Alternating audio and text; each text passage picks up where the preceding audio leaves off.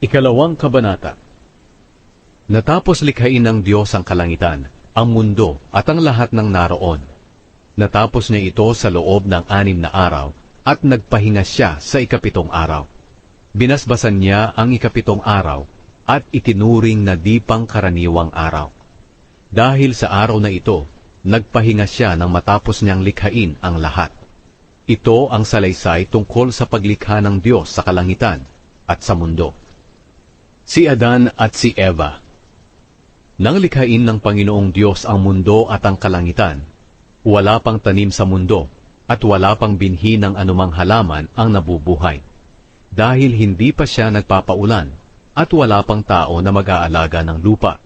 Pero kahit wala pang ulan, ang mga bukal sa mundo ang siyang bumabasa sa lupa. Nilikha ng Panginoong Diyos ang tao mula sa lupa. Hiningahan niya sa ilong ang tao ng hiningang nagbibigay buhay. Kaya ang tao ay naging buhay na nilalang. Pagkatapos, nilikha rin ng Panginoong Diyos ang isang halamanan sa Eden, sa bandang silangan. At doon niya pinatira ang tao na nilikha niya. At pinatubo ng Panginoong Diyos ang lahat ng uri ng puno na magagandang tingnan at may masasarap na bunga. Sa gitna ng halamanan ay may puno na nagbibigay ng buhay. At may puno rin doon na nagbibigay ng kaalaman kung ano ang mabuti at masama. Sa Eden ay may ilog na dumadaloy na siyang nagbibigay ng tubig sa halamanan. Nagsanga-sanga ito sa 4 na ilog. Ang pangalan ng unang ilog ay Pishon. Dumadaloy ito sa buong lupain ng Havila kung saan mayroong ginto.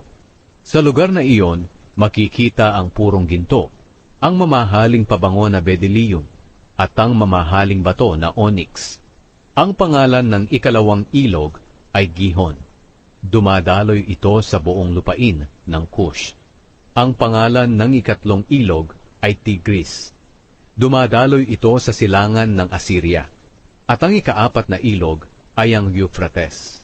Pinatira ng Panginoong Diyos sa halamanan ng Eden ang taong nilikha niya para mag-alaga nito. At sinabi niya sa tao, makakakain ka ng kahit anong bunga ng punong kahoy sa halamanan, maliban lang sa bunga ng punong kahoy na nagbibigay ng kaalaman kung ano ang mabuti at masama. Sapagkat sa oras na kainin mo ito, tiyak na mamamatay ka. Pagkatapos sinabi ng Panginoong Diyos, hindi mabuting mabuhay ang tao ng nag-iisa lang, kaya igagawa ko siya ng kasama na tutulong sa kanya at nararapat sa kanya.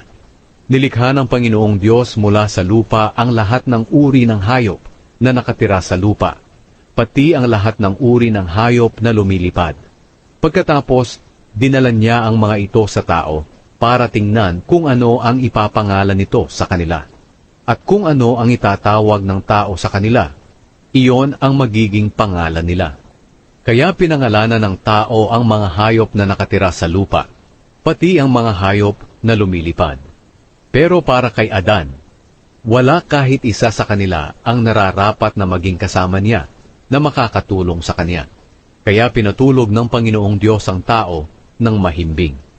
At habang natutulog siya, kinuha ng Panginoong Diyos ang isa sa mga tadyang ng lalaki at pinaghilom agad ang pinagkuhanan nito.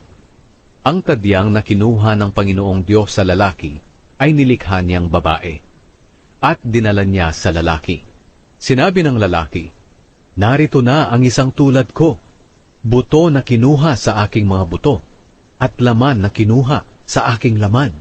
Tatawagin siyang babae dahil kinuha siya mula sa lalaki. Iyan ang dahilan na iiwan ng lalaki ang kanyang ama't ina at makikipag-isa sa kanyang asawa, at silang dalawa ay magiging isa. Nang panahong iyon, kahit hubot-hubad silang dalawa, hindi sila nahihiya.